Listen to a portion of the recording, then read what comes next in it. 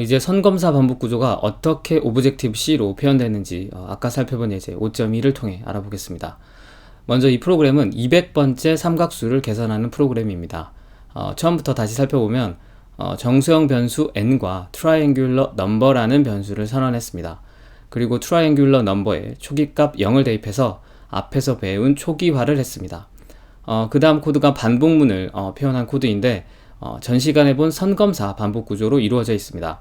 그럼 어떻게 한번 표현되는지 살펴보겠습니다. 예제를 저번 시간에 배운 반복 구조의 순서도와 함께 보면서 어떻게 코드로 표현되는지 살펴보겠습니다. 먼저 반복문을 나타내는 for를 표현합니다. 그리고 순서도를 살펴보면 순서도에서 맨 처음 나오는 부분이 반복 제어 변수 초기값 설정의 부분인데 코드로 보면 바로 이 부분입니다. 앞에서 정수형 변수로 선언한 n을 1로 초기화를 했습니다.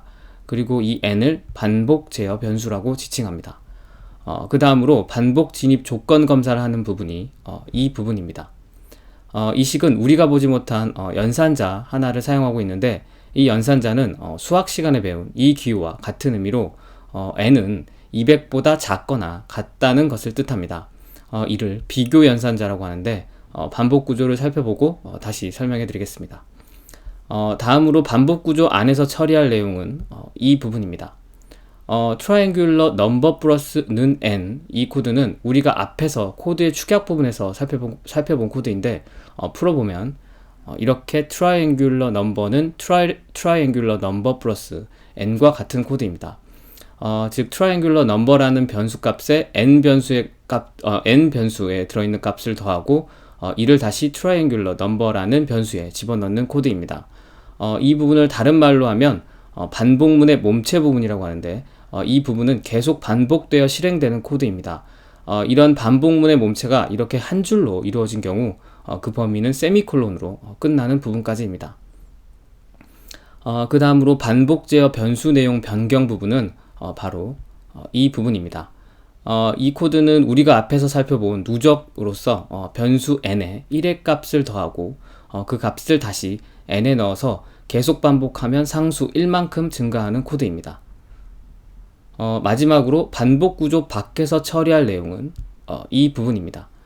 ns로그를 사용해서 트라이앵귤러 넘버의 넘버 변수에 들어있는 값을 출력하는 코드입니다. 이렇게 각 부분을 매치시켜 봤으니 이제 반복 구조의 흐름에 따라 어떻게 움직이는지 살펴보겠습니다. 먼저 n은 1로 초기화가 돼서 첫 번째 반복문이 실행할 때 n은 1이 됩니다. 그 다음 반복 조건을 보면 n이 200보다 같거나 작으면 입니다. n은 지금 1이기 때문에 1은 200보다 작아서 반복 조건에 부합합니다. 그럼 참이기 때문에 반복 구조 안에서 처리할 내용인 이 코드가 실행되게 됩니다. 이 코드는 이 코드와 같습니다. 따라서 아까 트라이앵귤러 넘버는 0으로 초기화됐고 n은 1이기 때문에 0과 1을 더한 값인 1이 왼쪽에 있는 트라이앵귤러 넘버 값에 대입되게 됩니다.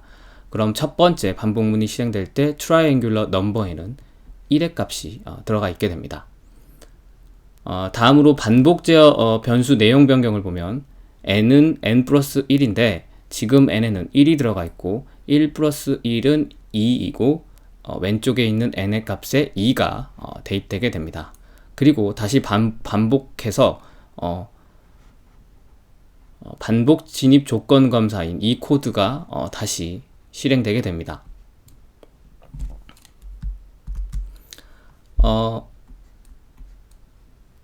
지금 여기서 n이 2이기 때문에 n은 2가 됩니다.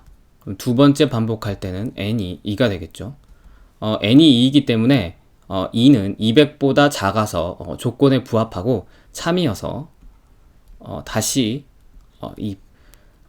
이 부분이 실행되어 트라이앵귤러 넘버 값은 전에 저장된 대로 1이 되고 거기에 지금 n에 저장되어 있는 값인 2가 더해져서 트라이앵귤러 넘버는 3이 됩니다. 그럼 두 번째 반복문이 실행될 때 트라이앵귤러 넘버는 3이 되죠. 그리고 다시 반복 조건을 검토해서 n은 3이고 여기가 2이기 때문에 2 플러스 1은 3이 되고 다시 다시 이쪽으로 가서 반복하게 됩니다. 이렇게 n에 들어있는 값이 기준이 돼서 n이 200이 될 때까지 계속 반복하여 실행하게 됩니다. 즉 n은 반복 조건이 판단할 기준이 되어 그래서 이를 반복 제어 변수라고 지칭합니다. 그래서 의도한 반복 횟수를 만들기 위해서는 반복 제어 변수인 n을 초기화할 필요가 있는 것입니다.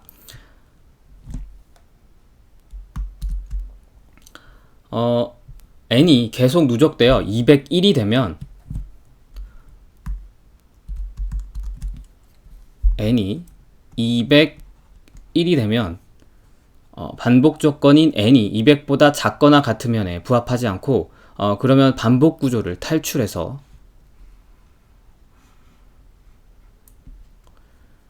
반복 구조 밖에서 처리할 내용인 ns로그를 실행해서 트라이앵귤러 넘버의 값을 화면에 출력합니다.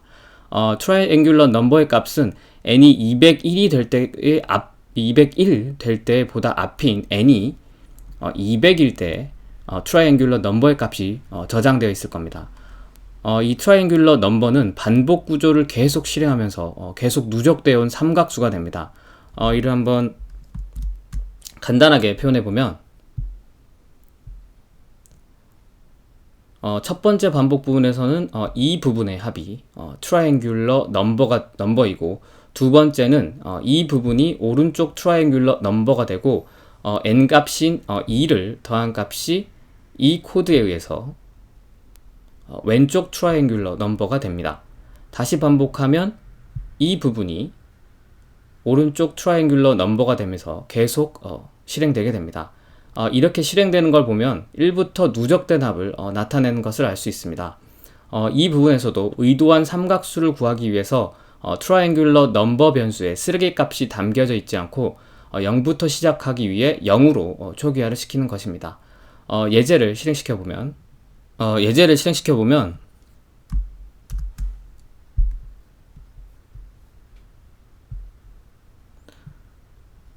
이렇게 200번째 삼각수를 출력한 것을 볼 수 있습니다.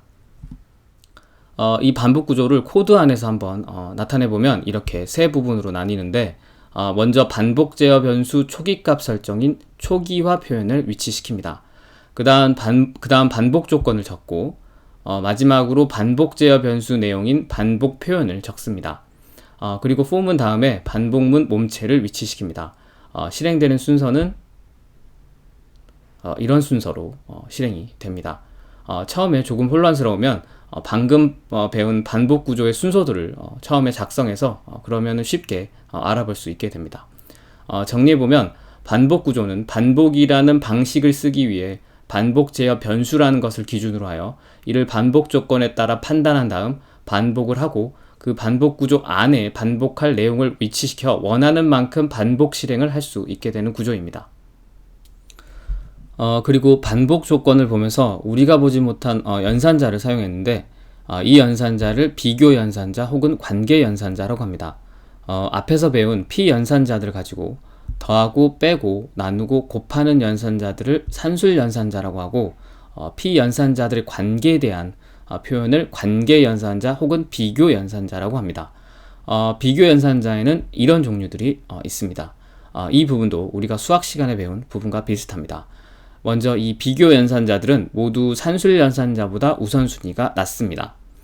예를 들어 이런 식이 있다면 먼저 이 부분부터 평가되는 것이 아니라 산술 연산자인 플러스가 먼저 평가되어 B 플러스 C가 평가되고 이 값과 A의 값을 비교하여 비교 연산자로 판단을 하게 됩니다.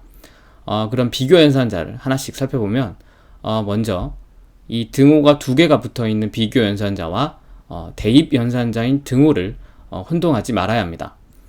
등호를 두 개 쓴 코드와 이 한 개 쓴 코드가 있는 경우 이 코드와 이 코드가 있는데 먼저 앞에서 그 등호를 두 개 쓴 코드는 같을 때를 뜻하고 대입 연산자는 말 그대로 대입을 시키는 것을 말합니다. 그 다음으로 느낌표와 등호를 조합한 이 기호의 뜻은 같지 않다는 것을 뜻합니다. 즉 수학에서 사용하는 이 기호와 같은 의미를 가집니다. 나머지 연산자들은 수학 시간에 배운 대로 둘 간의 크기를 비교하게 됩니다. 즉 작거나 같거나 크거나 같거나를 뜻합니다. 다음에는 예제 5.3에 대해서 살펴보겠습니다.